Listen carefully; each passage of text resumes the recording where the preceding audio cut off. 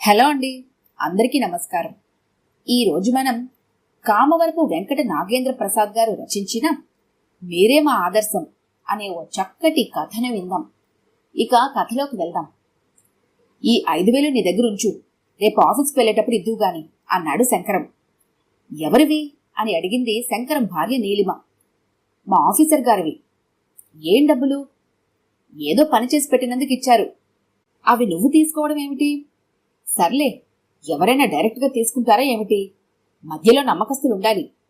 ఇంకేమీ అనకుండా నీలిమ డబ్బు తీసుకుని బీరువాలో దాచింది. ఈరోజు సాయంత్రం క్లబ్కి వెళ్తున్నాను. రాత్రి రావడం ఆలస్యం అవుతుంది. నువ్వు భోజనం చేసే, నాకు వండకు, అక్కడే భోజనం చేసేస్తాను. మళ్ళీ మొదలు పెట్టావా పేకాట? లేదు, ఈరోజు మా కొత్త ఆఫీసర్ని క్లబ్కి పరిచయం చేయాలి. చూడు నీలిమ, పై ఆఫీసర్లతో చనువుగా ఉండటం చాలా అవసరం. వాళ్ళను మంచి చేసుకోవాలి, నమ్మకంగా ఉండాలి. అలా ఉంటేనే అప్పుడప్పుడు ఇలా డబ్బులు తీసుకునే అవకాశం వస్తుంది. అందులో మనకు కూడా వాటా ఉంటుంది. ఏమైనా ఇవన్నీ చిరాకు పనులు బాబు. ఆఫీసులో మామూలుగా పనిచేసి టైం అవగానే ఇంటికి రావటం ఎంత మంచి పని. గుమస్తా ఉద్యోగాలు చేసేవాళ్ళు ఆఫీసు ఇల్లు అనుకుంటే కుదరదు. ఆఫీసర్లతో సఖ్యంగా ఉండాలి. ఆలస్యంగా కూర్చొని పని చేయాలి. ఆదివారాలు కూడా ఆఫీస్కి వెళ్ళాలి. ప్రతిదానికి ఆత్మాభిమానమని కూర్చోకూడదు. అహంభావం ఉండకూడదు. ఇలా పేకాటం వల్ల ఆఫీసర్ దగ్గర చనువు వస్తుంది. నెమ్మదిగా మనం నెత్తికెక్కచ్చు. అది నాకే ఉపయోగం. అప్పుడు ఆఫీస్కి ఎప్పుడొచ్చినా అడగడు, ఎప్పుడు వెళ్ళినా పట్టించుకోడు. కాబట్టి పని చెయ్యాలి, నెత్తి ఎక్కాలి. ఏమో బాబు, ఇవన్నీ కన్నా ఆఫీసు ఇల్లు అనుకునే భర్త అంటేనే నాకు ఇష్టం. చూడు మై డియర్ నీలిమ, ఆఫీసు ఇల్లు అనుకునే భర్త పెళ్ళైన కొత్తలో బాగుంటాడు. ఆ తర్వాత లోకం పోకడ తెలియని చెవటలా మిగిలిపోతాడు. కొత్తలో ఎప్పుడు ఎదురుగా ఉంటాడని మురిసిపోయే పెళ్ళాలే కొన్నాళ్ళకి దిష్టిబొమ్మలా ఎక్కడికి కదల్లని తిట్టుకుంటారు. నా మాటని అర్థం చేసుకోవు, నీ పద్ధతి మార్చుకోవు, కోపంగా అంది నీలిమ. శంకరానికి కోపం రాలేదు సరికదా, మరింత కూల్గా, నా పద్ధతి అందరికీ నచ్చే పద్ధతి. ఈ కొత్త ఆఫీసర్కి పై లెవెల్లో మంచి సర్కిల్ ఉంది. ఆయనకి మందు పాత్ర ఇస్తే రేపు ఆయన ప్రమోషన్కి రికమెండ్ చేయొచ్చు. డబ్బులిచ్చే సీటుకు మారవచ్చు. ఈ రోజుల్లో నాలాంటి గుమ్మస్తాలు పైకి రావాలంటే మందు పార్టీలు ఇవ్వాలి, పేకాట ఆడాలి, పై ఆఫీసర్లతోనే. మళ్ళీ నా కింద వాళ్లతో కాదు సుమా. అప్పుడే పైకొస్తాం. అంతేకాదు, సమాజాన్ని బట్టే నా పద్ధతి. అంతేకాని నన్ను బట్టి సమాజం ఉండదు కదా. సమాజాన్ని అర్థం చేసుకో నువ్వు. నా మీద జీవితాంతం తీరుబడిగా కోపగించుకోవచ్చు. ముందు బయలుదేరు, నీ ఆఫీస్కి లేట్ అవుతుంది. హాయ్ అంటూ నీలిమని పలకరించింది కోమలి. ఏమిటి, అప్పుడే వెళ్ళిపోతున్నావా? ఆశ్చర్యంగా ప్రశ్నించింది నీలిమ. అందుకు సందేహమా? అయినా మీ ఆఫీసర్ ఎలా ఊరుకుంటున్నాడు? మీ సెక్షన్లో పని లేదా? నిక్షేపంగా ఉంది. మా ఆఫీసర్కే పని రాదు, ఇక నా చేత ఏం చేస్తాడు? అందుకే ఎదురుగా కూర్చొని మీకు పని బాగా వచ్చు సార్, మీరు కష్టపడి పని చేస్తారు సార్ అని పొగట్టం మొదలుపెట్టాను. ముఖం న్యూస్ పేపర్ అంత అయింది. అదే ఛాన్స్ అనుకుని పర్మిషన్ అడిగి వచ్చేశాను అంటూ నవ్వుతూ బ్యాగ్ ఊపుకుంటూ వెళ్ళిపోయింది కోమలి. అది ఒక గవర్నమెంట్ ఆఫీసు. అప్పుడు సరిగ్గా టైం 3 అయింది. చూసే కళ్ళకి తెలివుంటే తప్పించుకు తిరుగువాడు ధన్యుడు సుమతి అని గోడల మీద స్లోగన్ కనిపిస్తూ ఉంటుంది. కోమలి వెళ్లిన వైపే చూస్తూ అనుకోకుండా ఆఫీస్ అంతా కలియ చూసింది. పద్మజ బయట జారిన పట్టించుకోకుండా పత్రిక చదువుతోంది. పని మానేసి ముకుందరావు పద్మ వైపే చూస్తున్నాడు. లేడీ ప్యూన్ సత్యవతి పద్మజ దగ్గరకు వెళ్లి కుసుకుసలాడుతూ ఏదో చెప్పింది. సరే అంది పద్మజ. సత్యవతి ద్వారా డబ్బులు తీసుకొని ఆఫీస్ పని చేస్తోంది పద్మజ. శారదా రాధాకృష్ణ ఎదురెదురుగా కూర్చొని సీరియస్గా పనిచేస్తున్న వక్కతో చేతులు నలుపుకుంటున్నారు. కూజా వద్దకు వెళ్లి వంగని గ్లాసులోకి మంచినీళ్లు ఉంపుకుంటోంది కుసుమ. చీరచెంగు శరీరానికి దూరమైంది. సన్నని నడుము, తెల్లని పొట్ట ముచ్చటగా కనిపిస్తున్నాయి. అది చూస్తూ ఒకడు నీళ్లు నములుతున్నాడు, ఇంకొకరు గుటకలు వింగుతున్నాడు, వేరొకరు పెదవులు తడుపుకుంటున్నాడు. ఇవన్నీ యవ్వనాల పాటలు. వయసు మళ్లిన వాళ్ల సెక్షన్ ఆఫీసర్కి అది చూసి గొంతు తడి ఆరిపోయింది. చూస్తున్నారని అలాగే ఇంకాసేపు వంగని ఉంది కుసుమ. మంచినీళ్లు తాగి విలాసంగా వాళ్ళ సెక్షన్ ఆఫీసర్ ఎదురుగా కూర్చుంది. చీర కుచ్చిళ్ళు అతని కాళ్ల మీద పడ్డాయి. తన్మయంగా ఆమె వైపు చూడసాగాడు. నవ్వుతూ మాట్లాడుతోంది. మాటిమాటికి నవ్వుతూ కదిలిపోతోంది. అప్పుడే నెమ్మదిగా కాలు తొక్కింది. సంతోషం కలిగింది అతనికి. అంతలోనే భయం కలిగింది. తర్వాత గొడవ చేస్తుందేమోనని వెనక్కి జరిపాడు. అంతలో మళ్లీ ఆశ పుట్టి ముందుకు జరిపాడు. ఇంకొకసారి ముచ్చటగా తొక్కి లేచింది కుసుమ. ఏదో అడిగింది. అన్నట్లు తలూపాడు.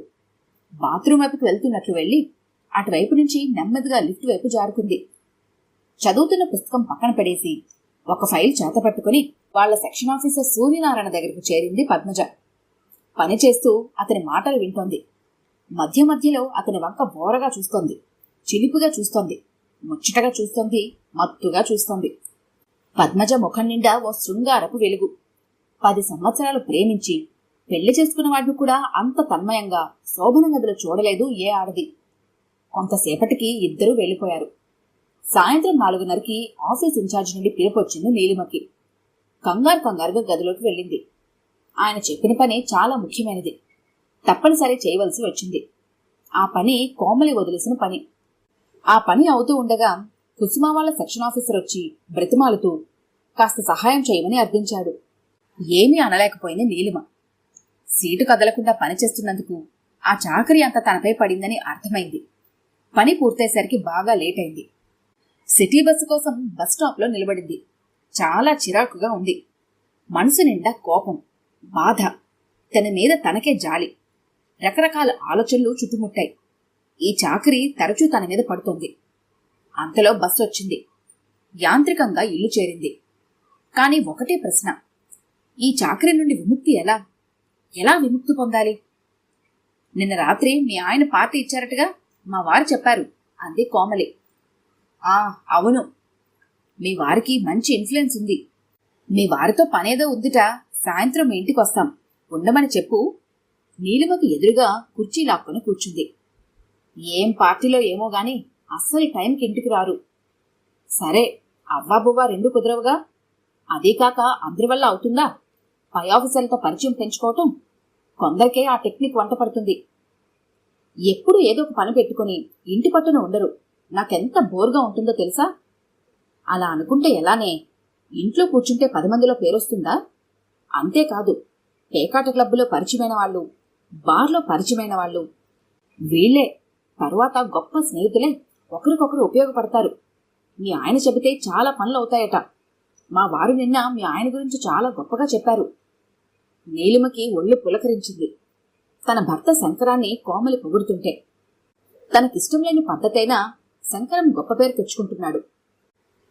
మాట్లాడుతూనే కోమలి నీలిమ సెక్షన్ ఆఫీసర్ కృష్ణారావు వంక చూసింది. అతనొక కుర్ర ఆఫీసర్. నీలిమ వంక ఆరాధనగా చూడటం గమనించింది. అతని చూపులు ఆమె నడుం మీద నిమ్మపండు రంగులో ముచ్చటగా ఉన్న మడతల్ని తమకంతో చూస్తున్నాయి. నీలిమ అత్యవసరమైతే తప్ప అతని వద్దకు వెళ్లదని తెలుసు. అంతలో ఒక విషయం గుర్తొచ్చి, నీకో రహస్యం చెప్పనా? నెమ్మదిగా అంది కోమలి. చెప్పు. విన్న తర్వాత బాధపడకూడదు మరి. సరే చెప్పు. నీ పచ్చని నడుం మీద మడతల్ని ముచ్చటగా పనసతొనలు అంటాడు. రోజూ వాటిని చూపులతో చప్పరించేస్తున్నాడు. మత్తుగా నవ్వుతూ అంది కోమలి. నీలిమకి కోపం వచ్చింది, బాధ కలిగింది, సిగ్గు వచ్చింది, ఆనందము కలిగింది. అనుకోకుండా విచిత్రమైన అనుభూతి కలిగింది మనసుకి.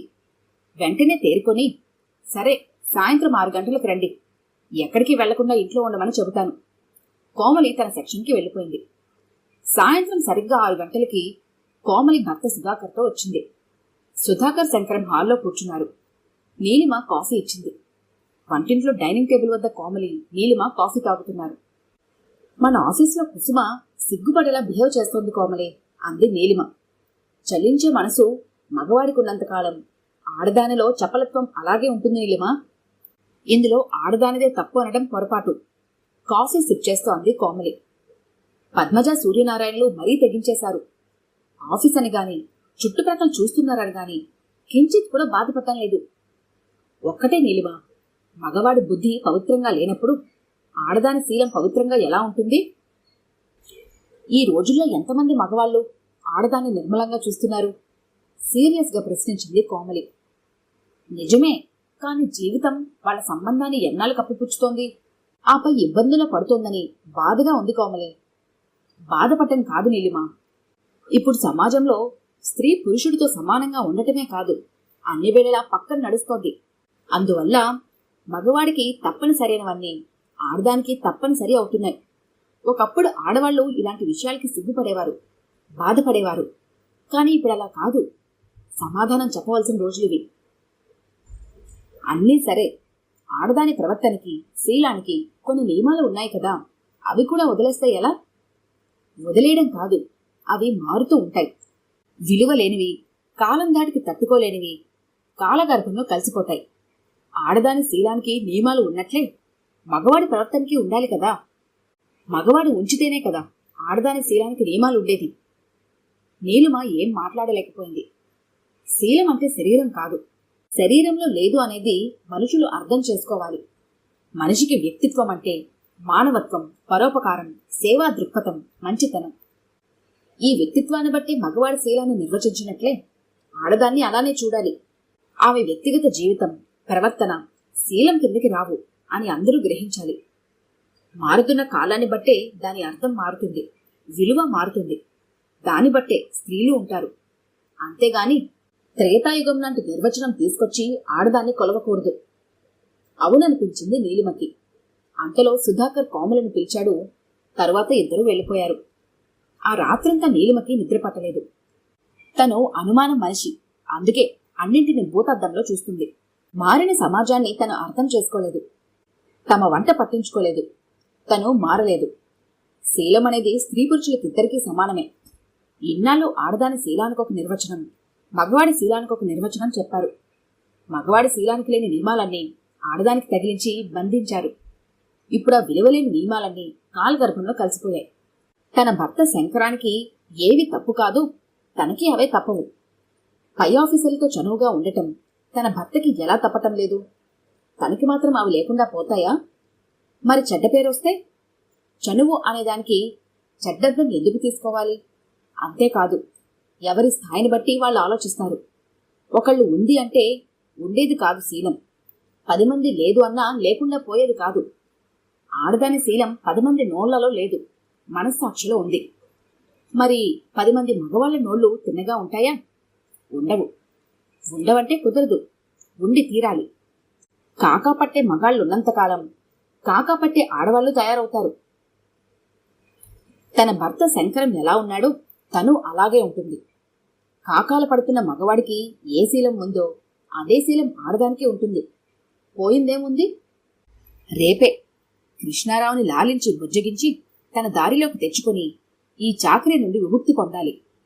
ఆడదాని శీలం గురించి బెంగ పెట్టుకునే ఓ పురుష పొంగవుల్లారా, మీరే మా ఆదర్శం. ఈ కథ కనుక మీకు నచ్చినట్లయితే లైక్ చేయండి, షేర్ చేయండి. మరిన్ని ఇంట్రెస్టింగ్ కథల కోసం మా ఛానల్ని తప్పకుండా సబ్స్క్రైబ్ చేసుకోండి.